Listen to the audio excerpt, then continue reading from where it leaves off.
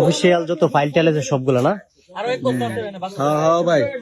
এই যে সরাইল যে উপজেলা চত্বর রয়েছে, উপজেলা চত্বরের বিভিন্ন যে অফিস রয়েছে, অফিসের যে কাগজপত্র ফাইল টাইল এগুলো সবগুলোই কিন্তু এই যে এখানে বস্তা বন্দি করে রয়েছে। এই যে চোর তাকে আটকানো হয়েছে। 2 দিন আগে তার সব চুরি